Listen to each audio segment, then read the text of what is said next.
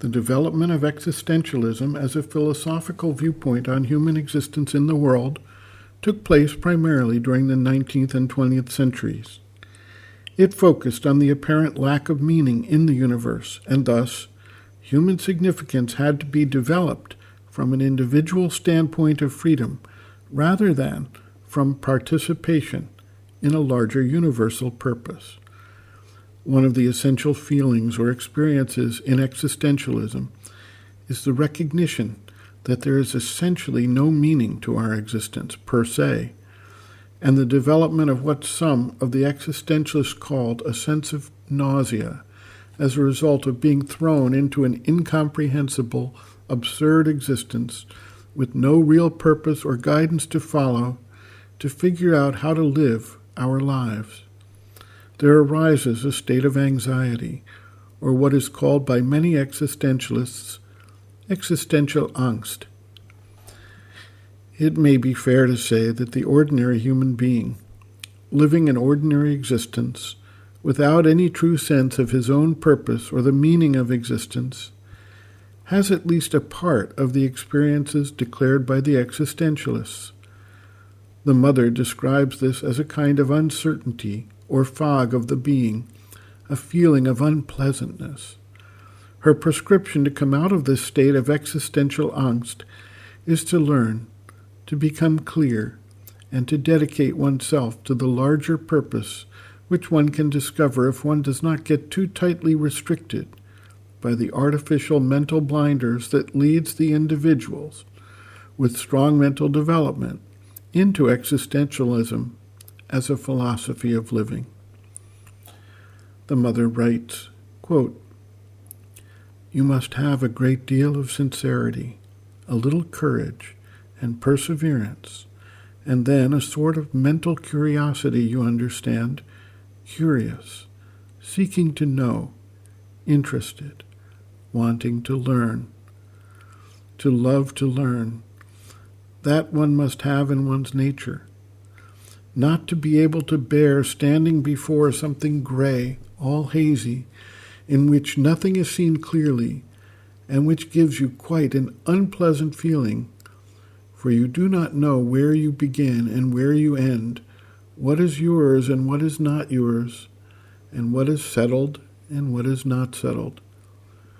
What is this pulp-like thing you call yourself, in which things get intermingled and act upon one another without even your being aware of it? You ask yourself, but why have I done this? You know nothing about it. And why have I felt that? You don't know that either. And then you are thrown into a world outside that is only fog, and you are thrown into a world inside that is also for you another kind of fog, still more impenetrable, which you live like a cork thrown upon the waters, and the waves carry it away or cast it into the air, and it drops and rolls on. That is quite an unpleasant state.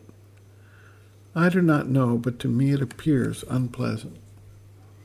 To see clearly, to see one's way, where one is going, why one is going there, how one is to go there, and what one is going to do, and what is the kind of relation with others. But that is a problem so wonderfully interesting. It is interesting. And you can always discover things every minute. You can never have finished your work. There is a time. There is a certain state of consciousness when you have the feeling that you are in that condition with all the weight of the world lying heavy upon you, and besides you are going in blinkers and do not know where you are going, but there is something which is pushing you, and that is truly a very unpleasant condition. And there is another moment when one draws oneself up and is able to see what is there above, and one becomes it. Then one looks at the world as though from the top of a very, very high mountain, and one sees all that is happening below. Then one can choose one's way and follow it. That is a more pleasant condition. This, then, is truly the truth. You are upon earth for that, surely. All individual beings and all the little concentrations of consciousness were created to do this work. It is the very reason for existence, to be able to become fully conscious of a certain sum of vibrations representing an individual being and put order therein and find one's way and follow the way. End quote.